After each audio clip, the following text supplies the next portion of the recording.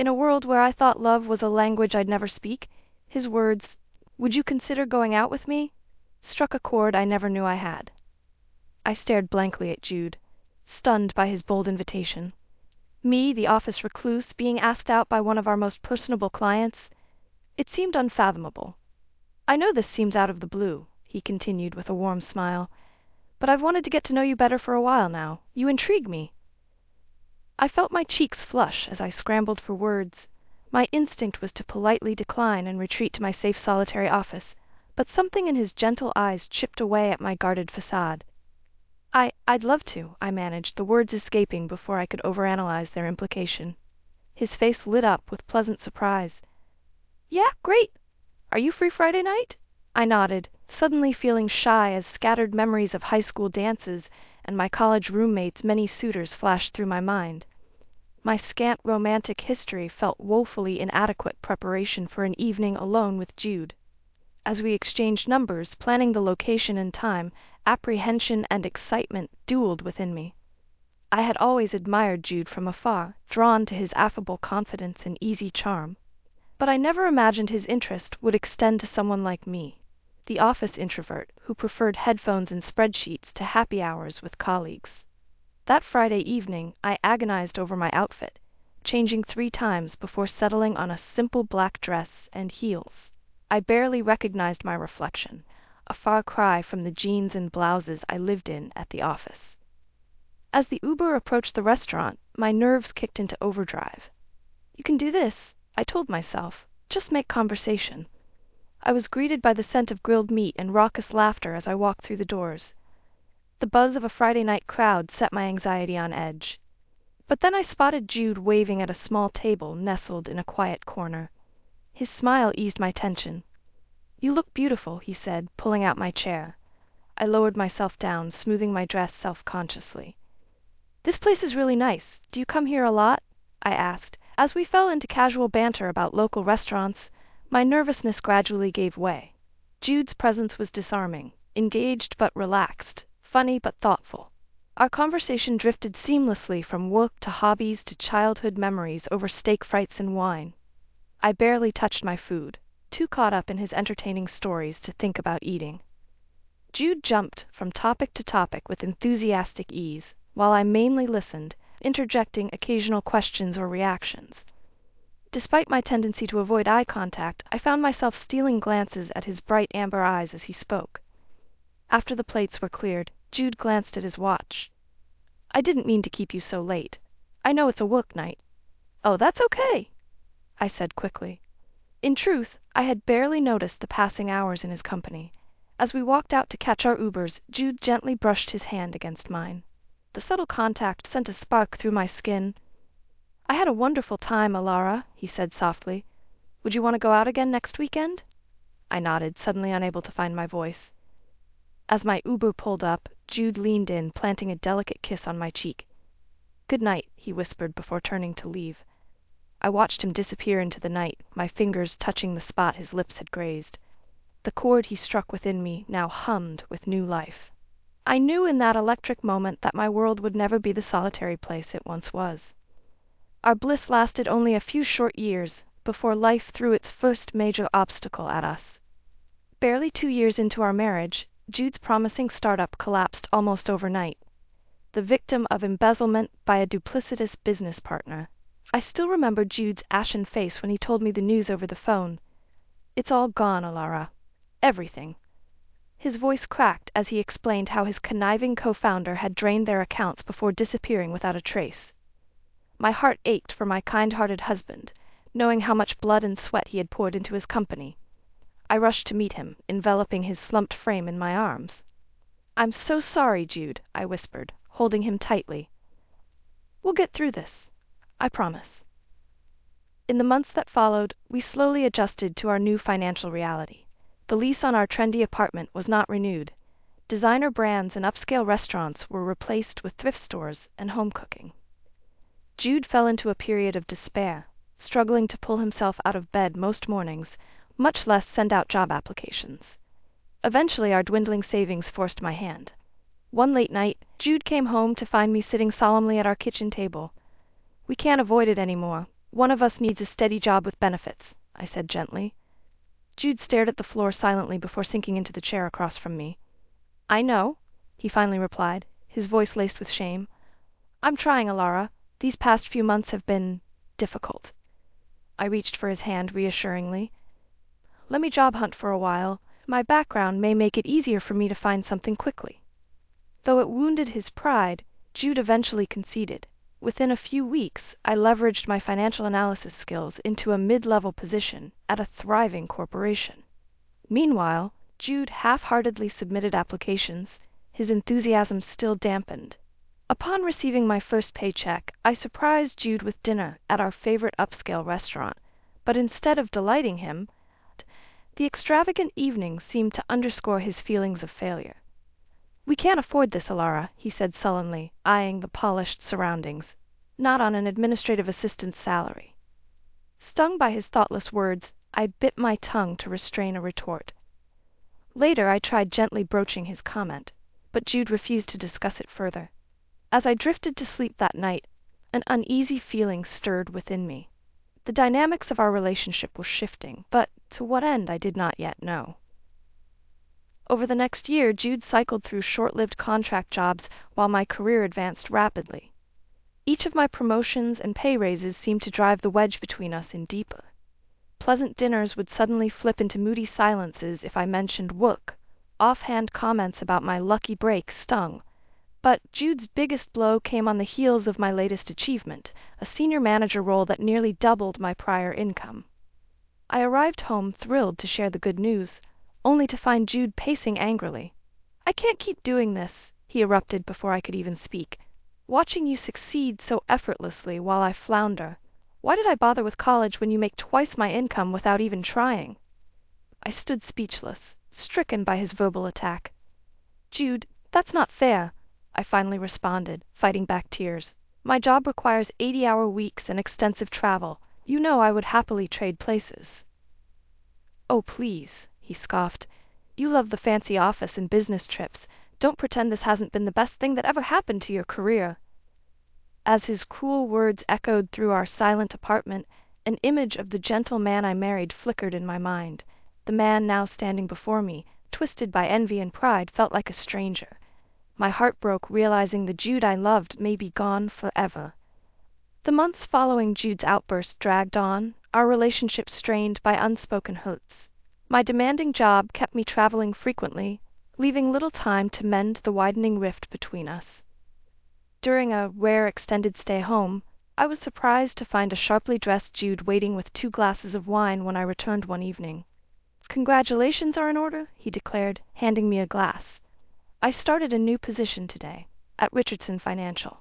I stared blankly, struggling to process this sudden news after so many months adrift. Jude continued explaining his role as a junior broker at the prestigious firm while I nodded mutely.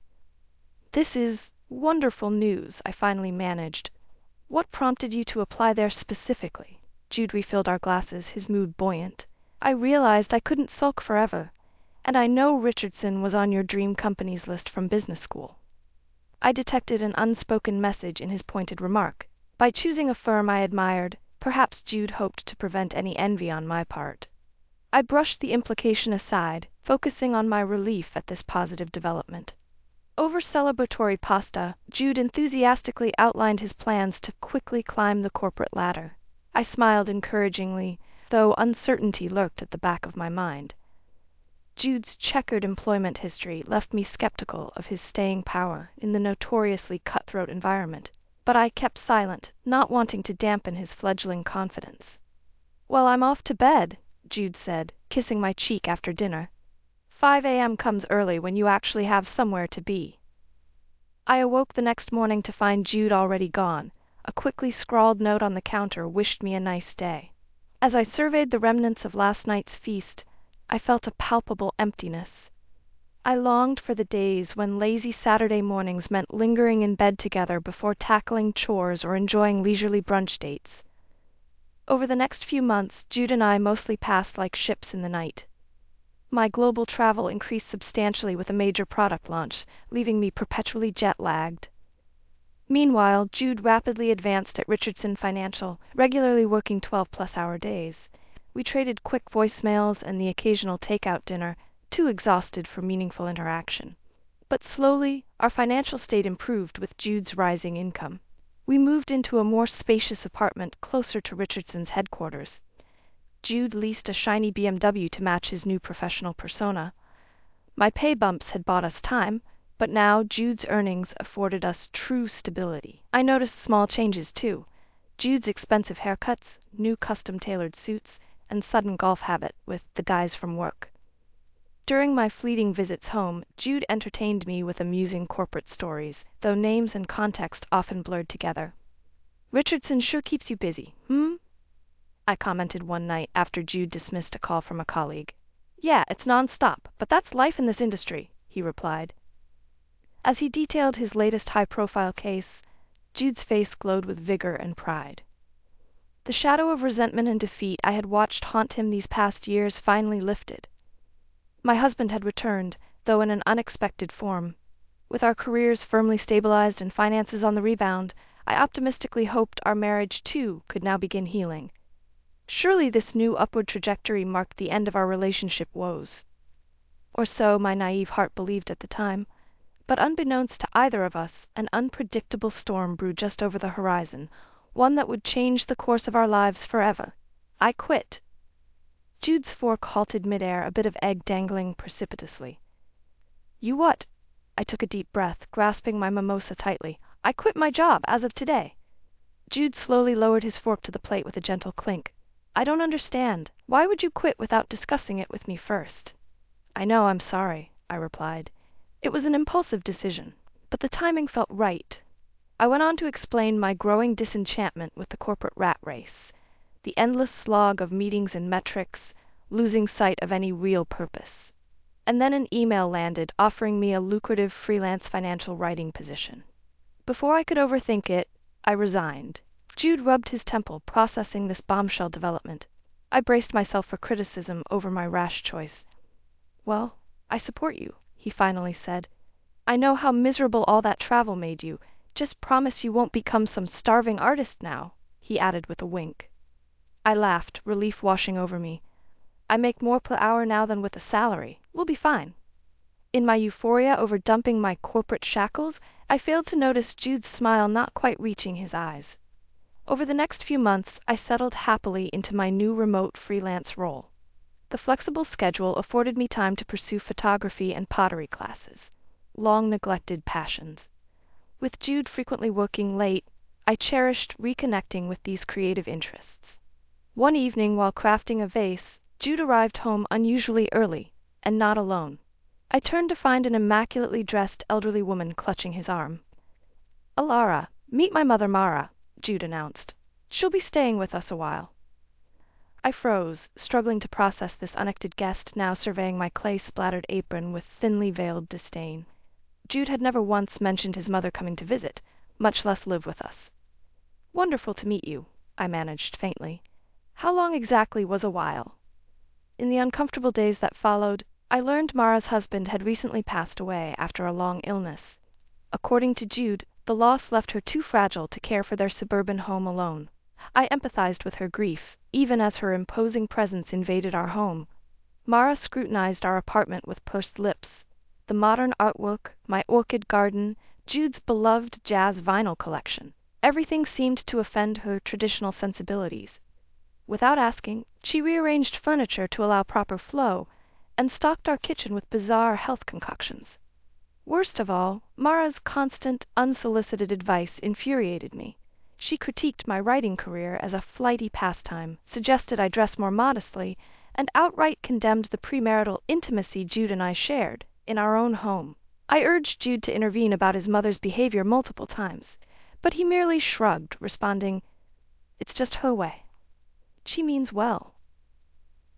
As Mara's presence infiltrated each room like an invasive species, I sensed my sanctuary dissolving. Lying awake at night, I listened anxiously to Jude reassuring his mother through the thin walls after every minor stressor. The man I once considered my closest confidant now reserved that role for the intruder down the hall who eyed me like a troublesome child. And somehow I had allowed this. The passive husband and domineering mother now controlled our home, while I willingly relinquished my power just to keep the peace. The realization churned a growing fury I could no longer contain. The shrill ringing of my cell phone jarred me from sleep. I fumbled groggily for the device, Jude's name flashing urgently on the screen. "Hello, Jude?" "Alara." His voice was strained, with a chilling edge I'd never heard before. "The police just left. Get back here now." The line went dead before I could respond. I stared at the phone, my groggy mind racing through possible emergencies. Sirens blaring past my hotel had awoken me just an hour ago. Were we robbed? Surely no mere household mishap warranted Jude's cryptic tone. I hurriedly dressed and raced home, pacing tensely as the Uber crawled through early morning traffic. I arrived to find an eerie quiet, no signs of forced entry or robbery. But the acidic scent of bleach hung cloyingly in the air. I moved cautiously through each room, ledgering the undisturbed valuables with confusion before noticing the bathroom. Harsh fluorescent light spilled into the hall from the ajar door. Inside, I gasped to discover blood smeared across the newly scrubbed tile walls. The metallic stench overwhelmed me. I clutched the doorway in horror. What had happened here? Just then Jude emerged, his shirt and hands still speckled with scarlet stains. Upon seeing me, his mouth twisted into a snarl. "There you are! This is your doing!" he hissed, jabbing his finger toward the lurid scene. "I told the police what really happened, even covered up your rage tantrum, but if you ever lay hands on my mother again—" "What? Jude, I just got home! What on earth are you saying?" I cried. His bizarre accusation made no sense. But before I could plead further, Hafmara appeared behind Jude's shoulder, an exaggerated slump in her usually ramrod posture. "I tried so hard to keep the peace between you two," she whimpered pathetically. As Jude comforted his clearly unharmed mother, their distorted narrative finally registered. They had concocted this elaborate scene to frame me as unstable and violent. My hands curled involuntarily into fists as I marched toward Mara, ready to confront her deceit. Sensing imminent confrontation, Jude swiftly positioned himself between us. "Officer Costas allowed us to handle this discreetly, since Mother isn't pressing charges," he said. "But he assured me they'll be keeping close watch." I opened my mouth to refute Jude's outrageous threat, but stopped short. Their determination to paint me as an aggressor was suddenly clear. Engaging would only legitimize this infuriating fabrication. Without a word, I turned my back on them and retreated outside to calm my spiraling thoughts. Over the next week, Jude and Mara carried on with their fraudulent charade. She wore a wrist brace for her sprain, while neighbors and Jude's colleagues received anonymous warnings about my concerning temper. My existence became an endless gauntlet of thinly veiled antagonism and betrayal. Soon after, while enjoying a rare solitary afternoon, the doorbell's obnoxious chime broke my focus. I opened it reluctantly, worried Jude had forgotten his keys again, only to find an unfamiliar gentleman clutching a thick folder. "Good afternoon, ma'am. I'm Anthony Giles, Social Services," he stated. "I'll need to speak with you about the incident on the 16th. Before I could protest, he stepped inside, flicking open his folder dramatically to begin his interrogation. As Mr. Giles bombarded me with patronizing questions, implying my guilt, fury and frustration welled up dangerously. But I knew reacting emotionally would only legitimize his suspicions. So I calmly recounted my factual innocence despite his transparent agenda against me. Fortunately, he left empty-handed, but warned further outbursts would involve children's services regarding my ability to safely parent. Shutting the door firmly against his retreating back, hot tears finally spilled down my cheeks. The realization crashed over me. To save myself, I had to abandon this house of lies. No matter the cost. I awoke well before sunrise, Jude's whistling snores grating in my ear. Slipping silently from beneath the sheets, I tucked my pre-packed bag by the front door and contemplated my next move. Today was the day. I would finally confront Jude about the cruise brochures and love poems stashed in his gym bag that confirmed my worst fears. For weeks, an unshakable feeling in my gut whispered Jude was having an affair. When traces first surfaced, I rationalized them away, not yet ready to destroy our already fractured bond. But the mounting evidence now demanded action. As I brewed coffee, I had no intention of drinking. My mind raced through potential scripts for the impending confrontation. Jude often left his work phone unattended on the counter, my chance to gather final proof. When I heard the buzz of a new text notification, my pulse quickened.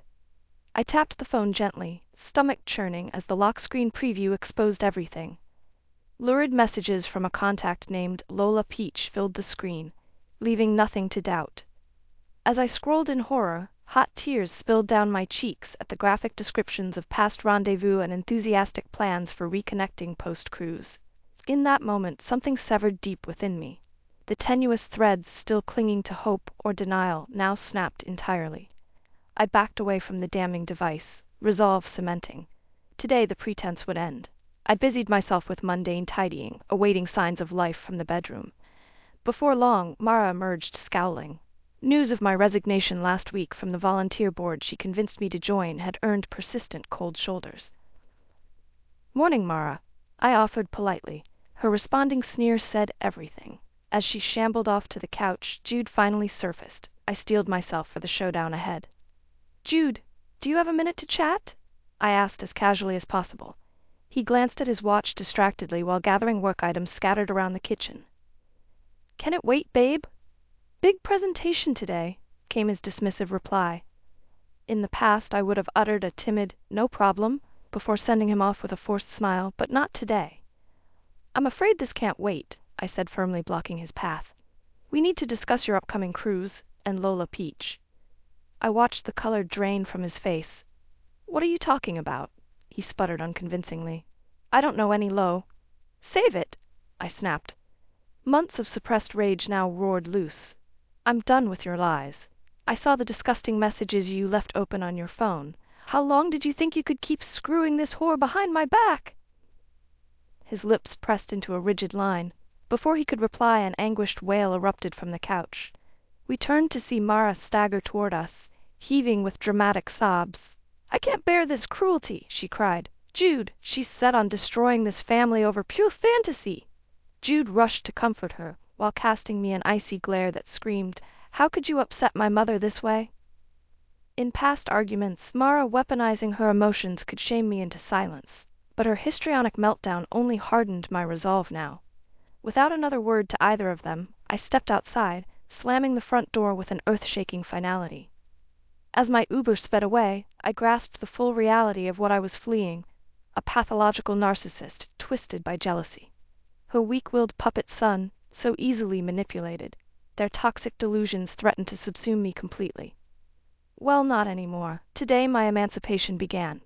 In the weeks following my dramatic exit, I immersed myself in dismantling the intricate web of lies Jude and his mother had woven. Meticulously documenting their misdeeds became my obsession. I dodged Jude's endless calls and texts, ranging from righteous indignation to desperate pleas for reconciliation. Responding emotionally served no strategic purpose. Instead, I quietly retained cutthroat attorneys and private investigators, methodically building irrefutable cases of infidelity and slander. With my evidence nearing courtroom-ready status, I decided the time had come for a final confrontation on my terms. I invited Jude and Mara to meet at a posh restaurant downtown, sending the address anonymously to pique their curiosity. Right on time, I spotted Jude entering with Mara clinging possessively to his elbow. Good, they took the bait. Allowing them a few minutes to settle uncomfortably at the table, I finally made my entrance. "You actually came. Bravo," I announced acidly, relishing their shocked expressions at my abrupt arrival. Without waiting for a response, I opened my briefcase and theatrically flung 2 manila folders onto the tablecloth, their damning labels clearly visible. Folder 1, Infidelity. Folder 2, Emotional Abuse and Slander. Jude visibly paled while Mara's razor-sharp eyes narrowed. "Whatever nonsense this contains holds no weight," she scoffed. "You always were drama queen." Ignoring Mara's delusional barbs, I focused intently on Jude. The folder contents will speak for themselves, but allow me to summarize. For the next excruciating half hour, I calmly detailed Jude's long-running affair and sexting habits backed by photographic evidence, private investigator reports, and credit card receipts. Mara sputtered baseless denials until Jude finally admitted guilt in a choked whisper. "Well, she drove you to it," Mara shrieked. "A wife should meet her husband's needs to prevent wandering eyes." Slamming my palm violently on the table, I cut her repulsive tirade short. You will not defend his behavior. He is a grown man responsible for his abhorrent choices. Turning my glare back to Jude, I continued, and according to the investigator, Lola Peach is just one of several women you've maintained relations with. Jude hastily tried placating me by questioning the ethics of hiring spies, but my bone-chilling stare silenced further protests. After a few moments, I resumed my diatribe by exposing their slanderous hoax, portraying me as violent and unstable. I have signed affidavits from the responding officers and social workers strongly disputing your perjured claims, I concluded, shoving the paperwork toward them contemptuously. Watching Jude visibly withdrawing into his seat like a scorned child, while Mara seethed quietly, was profoundly satisfying. I rose calmly from my seat, gathering the damning evidence now scattered across the table. Consider this your one warning to cease spreading vicious lies about me to salvage your shredded reputations. I still have ample ammunition left if necessary for courtroom proceedings.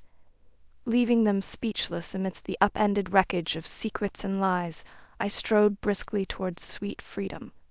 The bindings tethering me to their dysfunction now dissolved fully. I was finally free. Watching the moving truck disappear around the corner, I sighed deeply.